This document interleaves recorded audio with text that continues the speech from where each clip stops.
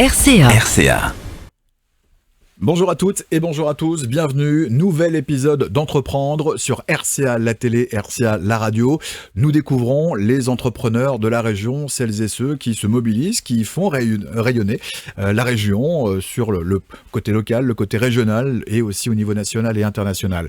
Aujourd'hui, nous allons recevoir un homme qui aime entreprendre et depuis de nombreuses années, Cyril Poty est notre invité aujourd'hui dans Entreprendre. Et nous allons dire bonjour à Cyril Poty, bienvenue. Bonjour. On est content de vous recevoir, monsieur Poty. Merci beaucoup. Parce qu'on va découvrir un entrepreneur, un commercial dans l'âme. Je pense qu'on peut peut-être dire ça, oui. Un business développeur, en fait. Exactement.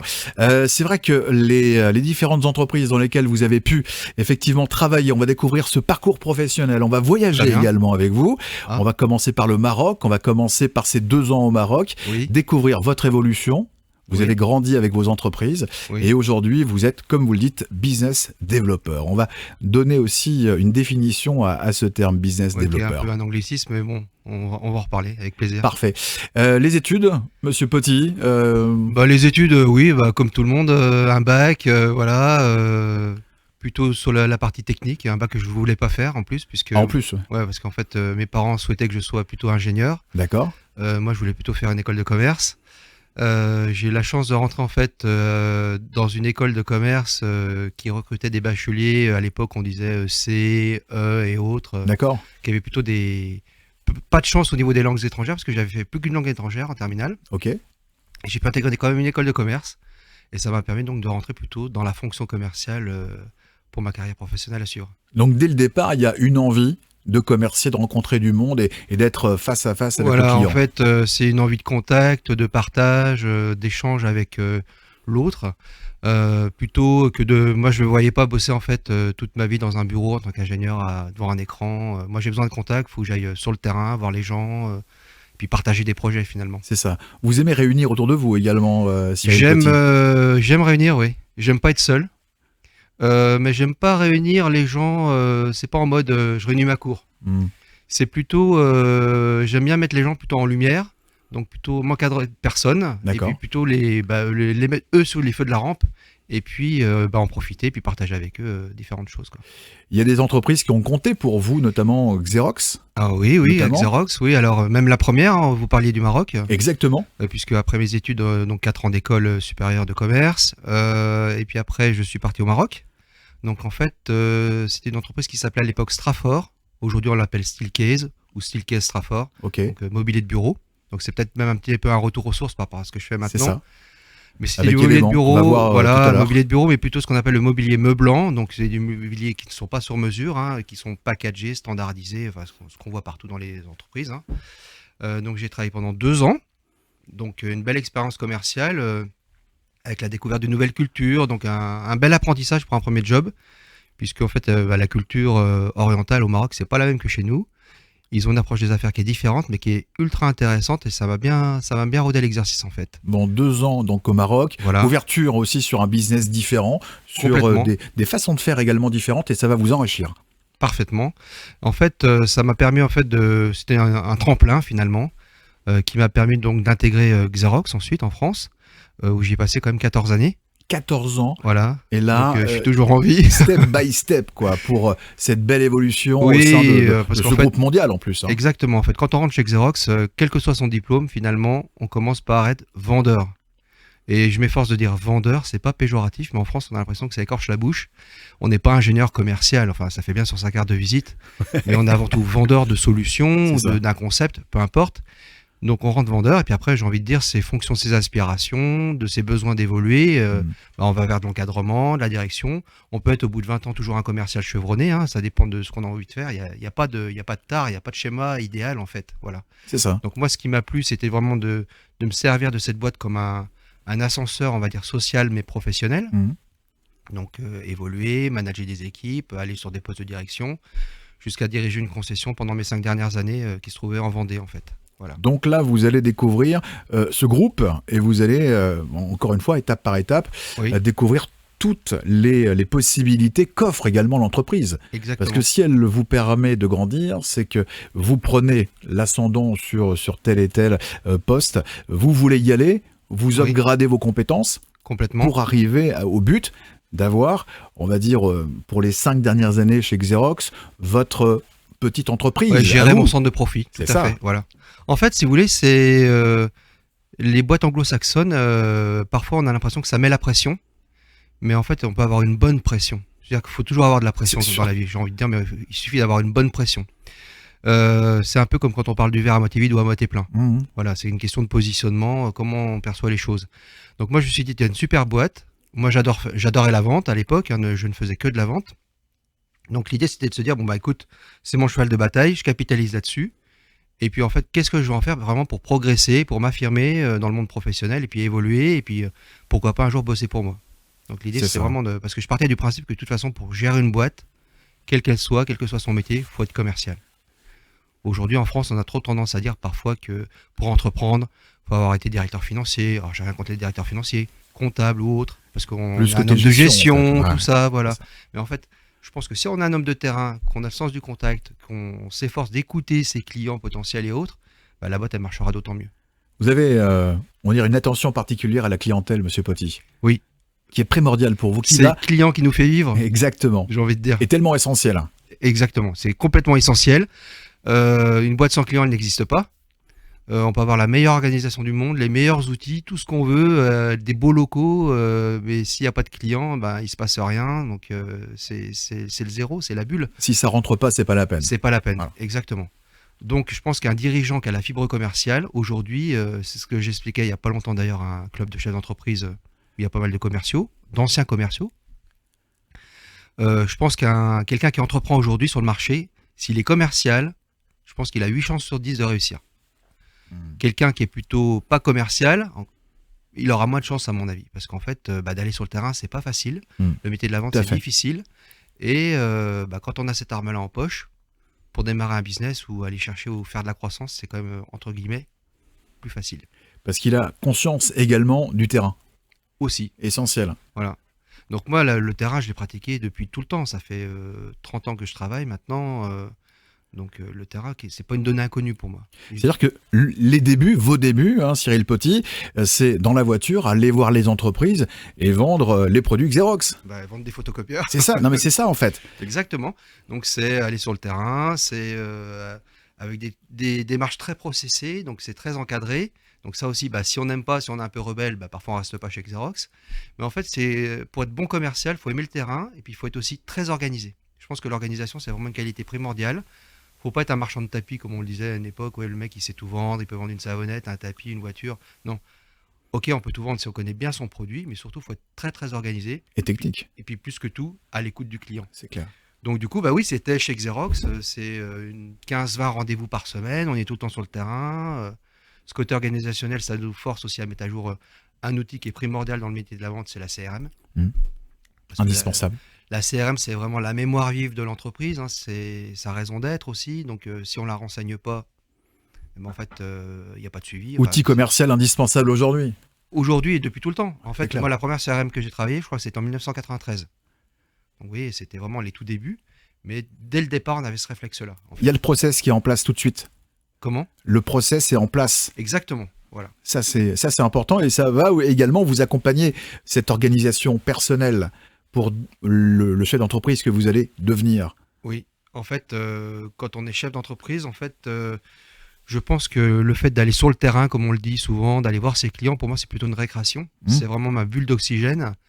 Parce qu'à côté, on a plein d'autres obligations qui sont pas toujours très sexy, mais par lesquelles il faut passer. Donc, c'est un atout pour moi, mais c'est aussi vraiment un plaisir, en fait. Voilà. Parce que vous êtes bon vivant et j'imagine que les rendez-vous commerciaux sont aussi sympas dans le sens décontractant de la chose, le repas autour d'une bonne table. Le repas, oui, pas forcément, mais ce qui est primordial pour moi, c'est vraiment de créer un climat de, déjà de confiance entre le client ou le client potentiel de demain, et puis vous, et puis surtout de peut-être parfois de parler d'autre chose que de ce pourquoi on est venu essayer de vendre un truc ou une machine ou une voiture. C'est pour ça que je prenais l'exemple du repas qui était... Donc, en fait, il faut créer du relationnel, tout simplement. C'est ça. Voilà. Et après, il y a des repas. Et oui, ça peut arriver de temps en temps. Quand La on fait un bon convivialité. marché. Voilà, La la convivialité, convivialité, c'est le maître c'est ça. mot. Moi, je suis quelqu'un plutôt de convivial. Ouais. Voilà. Donc, Je sais que vous aimez beaucoup le chili con carne notamment. Vous adorez ça. oui, ça c'est mon plat fétiche. C'est pas mon seul plat fétiche, mais c'est un plat que j'aime bien préparer en fait. Alors c'est pas très compliqué à préparer, mais quand on le fait bien, c'est super bon en fait. J'adore. Le préparer pour encore une fois rassembler, inviter et être entouré. Rassembler des amis, la famille, voilà, exactement. Parfait. Après Xerox, donc c'est 14 ans passés au sein même de cette entreprise internationale. L'envie d'entreprendre commence à vous chatouiller. Un peu plus, oui. En fait, c'était vraiment l'idée de capitaliser sur ces 14 années d'expérience, ou même ces 2 années au Maroc précédemment. Et puis donc, comment faire quoi? Donc, quel projet? Donc là, j'ai été mis sur un projet dans le nord Vendée, pas loin de Pornic. En fait, c'était un rachat d'entreprise qui faisait un métier de messagerie de niche. Donc, c'était de la livraison de bobines 8 mm pour le cinéma. D'accord. Ouais, une niche. Et en fait, c'était quand on reprend une boîte, l'intérêt, si vous voulez, c'est vraiment de se dire comment je vais pouvoir faire développer cette boîte, sur quelle piste on va aller, quelle va être la stratégie. Et en fait, la stratégie qui était plus ou moins prédestinée, c'était de dire demain, on livrera plus de bobines, puisqu'aujourd'hui, on va dire, allez, on est en 2006, là, 15 ans après, tout se télécharge par Internet. Donc, et là, c'était une des pistes que je souhaitais travailler. Et pour ce faire, j'avais l'intention de le faire avec Oceanet Technologies. Voilà. Donc, le projet de rachat de cette boîte ne s'est pas fait.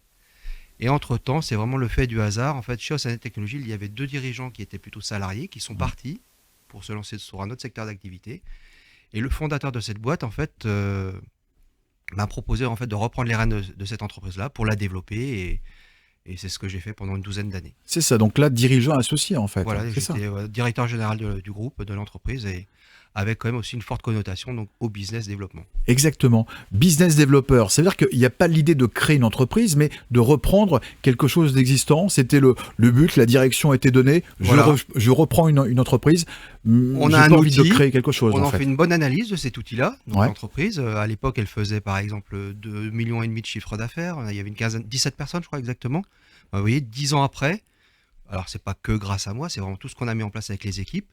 On faisait x10, donc on faisait 25 ou 27 millions de chiffres, on était 150 personnes, on avait une excellente rentabilité parce que de faire du chiffre d'affaires c'est bien, mais si on ne gagne pas d'argent, aucun intérêt pour moi. C'est ça.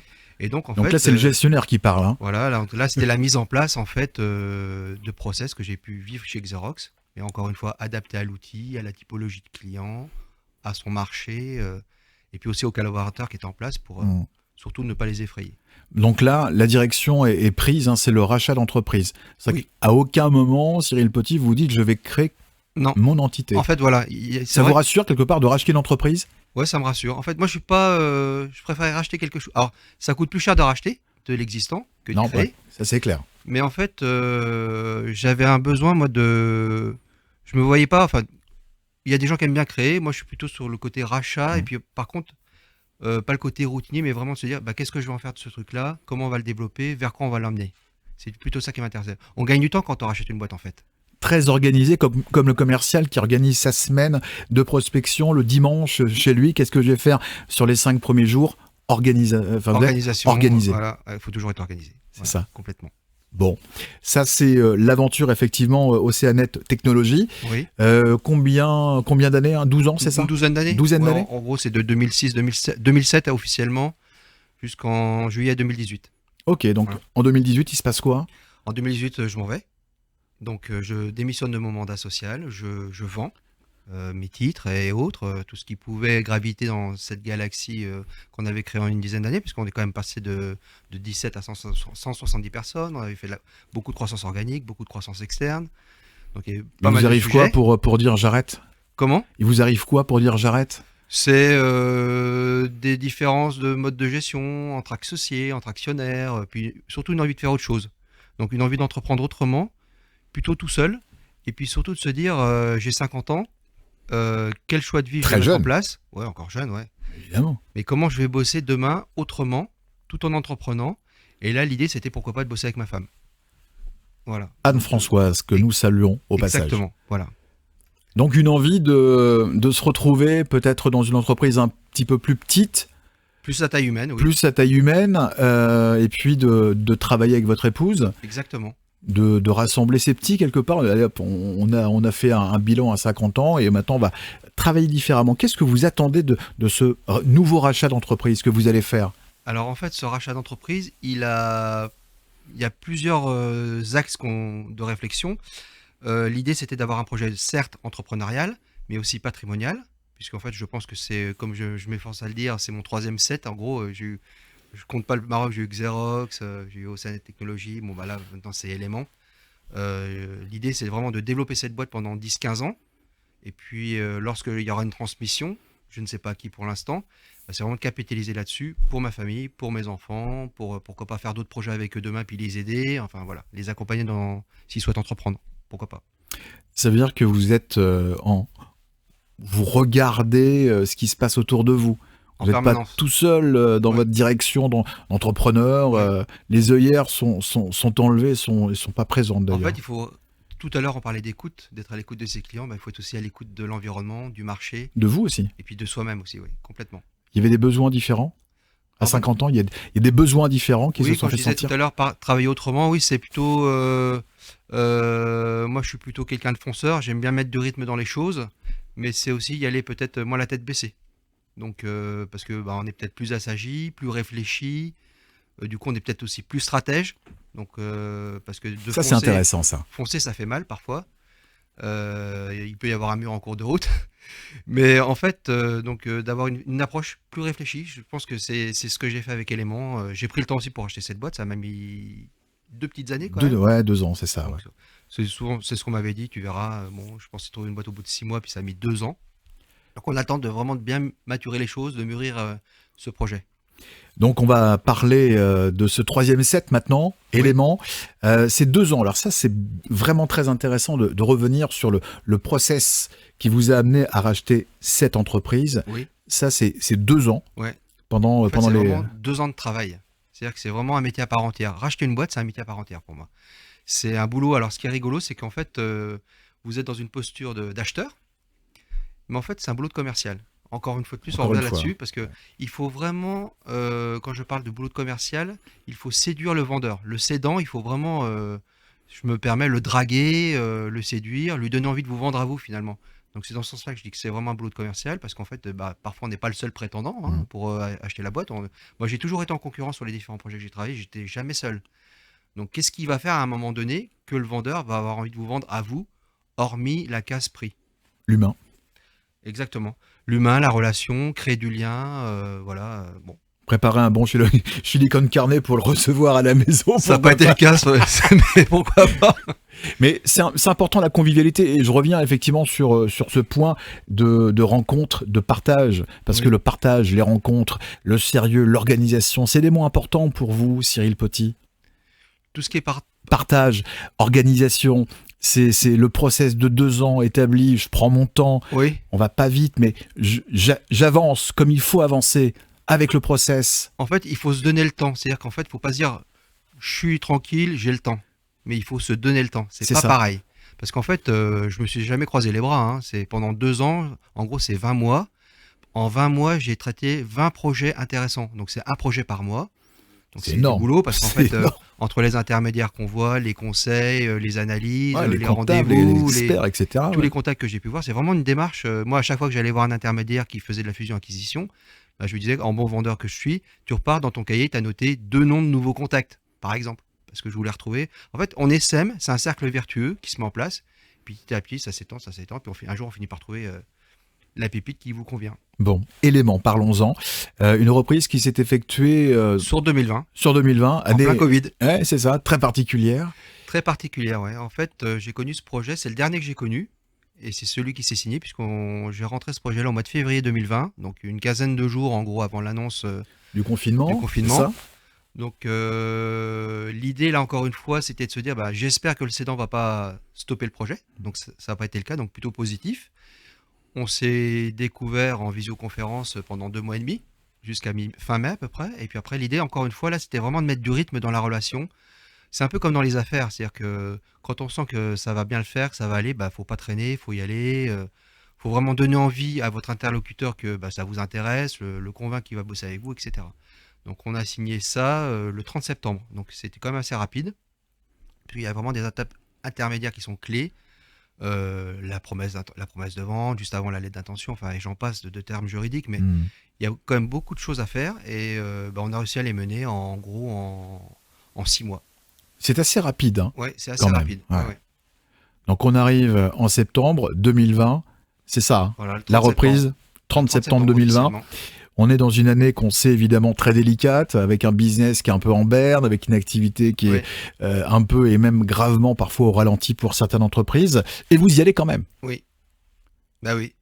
Faut y croire. Bah, il faut y croire, mais en fait, la Terre va pas s'arrêter de tourner, si je peux me permettre. Il faut bien qu'on bosse. Moi, je pense que depuis que je travaille, alors la crise de la Covid, c'est quand même quelque chose d'assez fort, mais depuis les années 90, on a toujours vécu des crises finalement. Et en fait, même en temps de crise, les entreprises continuent à bosser. En fait, voilà, donc il n'y a pas le choix, faut travailler. Donc on y va.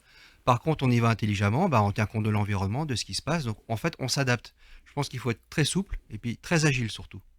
Voilà. Et puis donc se dire, avec le contexte en place, on travaille de cette façon-là. Et puis quand ça ira mieux, on ouvrira les vannes et puis ça ira de plus en plus fort. Et puis voilà, il faut s'adapter en fait. Élément, entreprise basée à Haute-Goulaine, c'est ça, dans la conception de fabrication de meubles sur mesure. Oui. On est sur le professionnel. Que dans le B2B. Que dans le B2B. Oui, exactement. Donc des clients, en fait, alors ce qui caractérise cette entreprise-là, donc c'est une entreprise d'agencement, donc d'ingénierie, de bureau d'études, de conception. Et on ne travaille qu'avec des entreprises, donc pas de particuliers. Et en fait, la typologie qu'on a de clients, par exemple, ce sont des banques. D'accord. Donc je ne sais pas si je peux citer des noms. Ah oui, évidemment. Donc en fait, on bosse beaucoup avec le LCL en ce moment, le Crédit Agricole, la Caisse d'épargne Provence-Alpes-Côte d'Azur, par exemple, dans le milieu bancaire.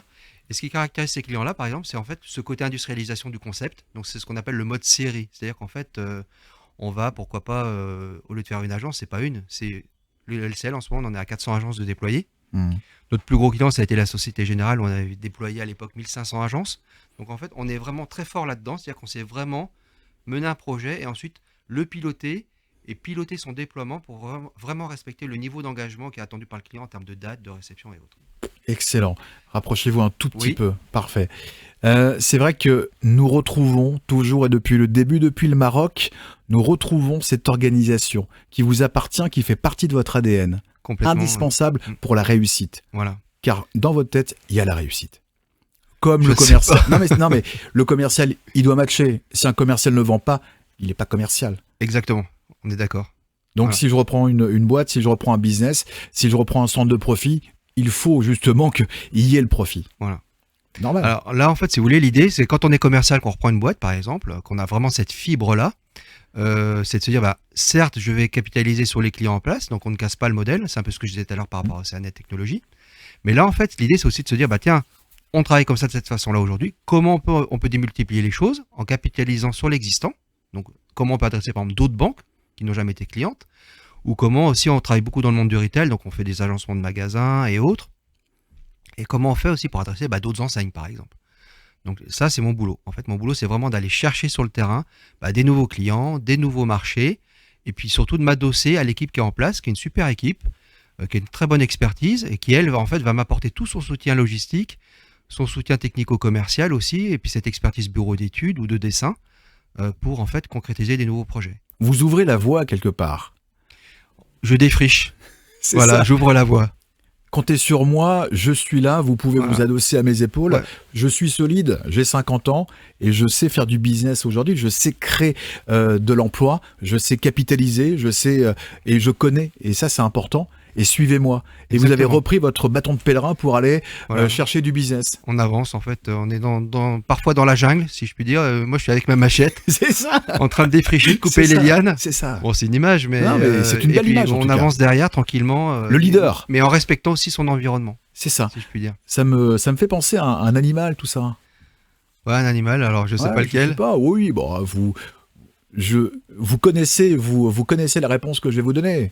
Un loup. Un loup, oui, pourquoi pas un loup. Oui, avec votre meute. Avec ma meute, oui. D'ailleurs, ma structure holding s'appelle La Meute. C'est ça. Voilà, l'agence événementielle de ma femme s'appelle La Louve. Voilà. Important. Voilà. Ce loup. Ouais, ce loup, oui, le loup, ouais. C'est vraiment un animal, il y a cet effet communauté. Je pense que l'être humain a beaucoup de leçons à apprendre du loup. C'est vrai. Ouais, alors moi, je suis pas un spécialiste du loup, mais ça donne des belles leçons parfois. Comment vous voyez dans 5 ans, Monsieur Poty? Dans 5 ans, je me vois, j'espère que l'entreprise se sera développée. En tous les cas, on va mettre tout en place pour ça. Quand je parle de développement, c'est surtout de générer de la croissance organique, plutôt. Donc, c'est d'étoffer les équipes en place. Petit à petit, là, on est en période de recrutement actuellement. Donc, c'est d'y aller tranquillement aussi. C'est pas aller plus vite que la musique, mais c'est de se dire, tiens, peut-être que si on fait de la croissance organique de l'ordre de 10 ou 15% par an, dans 5 ans, on sera peut-être 2 fois plus gros qu'aujourd'hui, quoi. Le bon tempo. Voilà, trouver le bon tempo, exactement. Comment vous regardez votre carrière professionnelle? Le coup d'œil en rétro rapide. Alors, j'aime pas trop regarder dans le rétro. C'est vrai? Non, j'aime bien regarder ce qui se passe devant. Mais après, c'est grâce à ça que vous en êtes là aujourd'hui aussi. C'est pour pas sombrer un peu dans l'autocongratulation, comme on dit. Parfois, ça fait du bien. Le côté un peu, ouais, mais en fait, ce côté égocentrique, tout ça, on en a tous de l'ego, mais à un moment donné, il faut avancer, quoi. C'est ça. Donc, c'est ce que de toute façon, vous faites. de regarder ce qui s'est passé avant, c'est bien, mais bon, c'est fait, quoi. Voilà. Donc, ça fait pas avancer, en fait. Ouais, mais ça a construit l'homme que vous êtes aussi. Ça rassure, exactement. Ça rassure. Et en fait, si je regarde du coup dans le rétro rapidement, je suis plutôt content de ce que j'ai fait. Voilà. En fait, jusqu'à présent, tout ce que j'ai fait, j'y ai pris du plaisir. Ça, c'est important. D'accord. Voilà, parce qu'on passe suffisamment de temps au travail, au boulot, pour pas galérer, quoi. Enfin, c'est ça. J'ai eu des moments de galère, comme tout le monde dans mon travail. Hein, c'est jamais tout rose. Mais en fait, globalement, la balance elle penche plus du côté positif que négatif. C'est vraiment, je suis content de ce que j'ai fait. Et y aura-t-il un dernier coup, Cyril Poty, avant de dire c'est bon, le business pour moi c'est fini, maintenant repos? Dernier coup par une autre entreprise, dans un le autre business, projet. Oui. L'idée c'est Élément. Moi, ce qui me plaît dans Élément, c'est ce côté taille humaine, puisque sur l'entreprise on est une douzaine de personnes. Donc si demain on est 20-25, ça sera bien. Et puis si dans 4-5 ans ça veut bien fonctionner, on restera peut-être encore 5 ou 10 ans à bosser. Et c'est de se dire, tiens, là, hop, j'ai un confrère qui part en retraite, il vend sa boîte, ça peut m'intéresser de l'arracher aussi. Pourquoi pas profiter de cette croissance organique pour faire de la croissance externe, mais de façon vraiment mesurée et réfléchie, encore une fois. On parle de votre femme qui est importante, primordiale dans ce parcours? Complètement, oui, parce qu'en fait, elle dirige une entreprise événementielle qui s'appelle donc La Louve. La Louve. Qui a subi des difficultés en 2020. Tout le monde n'est pas sans savoir que l'événementiel, c'était finalement la bulle en 2020. Donc sur ce projet-là, en fait, le cédant est parti avec son bras droit. Et au départ, l'idée dans la jeunesse, c'était de recruter quelqu'un. Puis finalement, c'était une évidence. J'ai proposé en fait à mon épouse, Anne-Françoise, de m'accompagner sur le projet. Et donc, on pilote la boîte tous les deux. Chacun est bien à sa place. Chacun sait ce qu'il a à faire. Donc c'est super parce qu'en fait, en termes de confiance, c'est génial. On peut tous dire. Et puis on se comprend bien, donc dans certaines réunions, dans certains rendez-vous, un regard suffit, comme on dit. Mais voilà quoi. Non, c'est une super expérience. Et en fait, on se connaît autrement. C'est dans ce sens-là que je disais tout à l'heure, c'est un autre schéma de vie, un autre projet professionnel. Essayer de l'appréhender autrement. Voilà. Enfin, on va dire que l'entreprise Élément a relancé quelque chose chez vous. Cette petite niaque qui était peut-être un petit peu partie à un moment, a relancé le plaisir de prendre sa voiture et d'aller en rendez-vous. Oui, parce que quand on grossit, parfois, chez Osanet, au départ, on va beaucoup en clientèle, et puis quand on est 150 personnes, on a structuré, on a beaucoup de commerciaux, on a des chefs de vente, on a des directeurs commerciaux, on a un staff c'est normal, hein. Et donc parfois, on est moins en interface client. Et ça, c'est vrai que ça peut être frustrant. Et je suis content aujourd'hui d'être plutôt sur une taille de boîte plus petite au démarrage, parce que je remets le pied à l'étrier là-dessus et puis je goûte au business potentiel et c'est ce qui m'anime. Il y a le frisson qui revient et qui est revenu d'ailleurs. Ouais, voilà, c'est pas mal, c'est bien. On va terminer par 2 questions, Cyril Poty. On va terminer par cette première qui est 3 mots pour symboliser l'homme que vous êtes. 3 mots. 3 mots. C'est la question Alors, type recrutement. Même pas, parce que 3 mots qui me caractérisent. Là, on n'est pas en phase de recrutement, on est en phase de découverte, on conclut. Et c'est presque moi qui pourrais les dire, voir si j'ai bien suivi l'interview. 3 mots. Je pense que je suis quelqu'un de passionné. Ça se voit. Passionné, je cherche. J'ai pas préparé. Hein. Mais donc, il y a des gens avec qui je prépare et d'autres non. Une certaine, la pugnacité, j'allais dire mordant, la pugnacité, quand je lâche pas le truc facilement. Je pense que c'est ce qui m'anime, ça, parce que on a vite fait de se décourager sinon. Et puis ce côté humain, c'est-à-dire que ce côté, j'aime bien être au contact des gens, voilà. Je la joue pas solo, comme on dit. Voilà. Parfait. Plutôt partageur. Partageur. Très bien. Voilà. Et rassembleur aussi. Rassembleur aussi. Ouais, ça, c'est important d'avoir la team. Voilà, c'est ce à ses côté côtés. un petit peu que j'avais avant, ce côté un peu charismatique dans le bon sens du terme. C'est vrai. Ouais. Et nous terminons par cette dernière question. 3 mots pour symboliser l'entrepreneur que vous êtes aujourd'hui. Entrepreneur. Ouais, l'entrepreneur. Qu'est-ce qui me définit en tant qu'entrepreneur? Tellement de choses. Il y a tellement Après de cette choses à demi-heure, dire. tellement de choses. Mais 3 mots.